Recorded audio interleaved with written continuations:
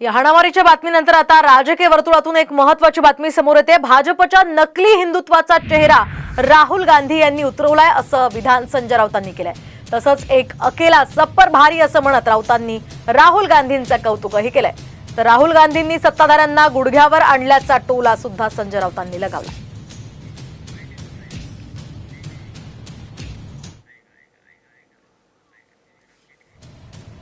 तेव्हा उद्धवजी उत्तर देतात तेच राहुल गांधींनी दिलं। राहुल गांधींनी काल नरेंद्र मोदी आणि अमित शहा यांच्या तोंडावर सांगितलं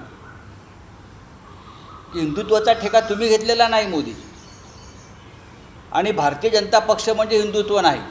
9 मंत्री, एक गृहमंत्री आणि एक अकेला सप्पर भारी म्हणजे नरेंद्र मोदी, या सगळ्यांना काल राहुल गांधी भारी पडले। लोकसभा अध्यक्षांकडे प्रोटेक्शन मागावं लागलं। कालचं चित्र फार विचलित करणारं होतं। खरं म्हणजे कालपर्यंत ह्यांच्यापासून आम्हाला संरक्षण मागावं लागत होतं, एवढी यांची हुकुमशाही आणि दादागिरी होती। पण राहुल गांधींनी काल त्यांना गुडघ्यावर आणलं संसदेमध्ये।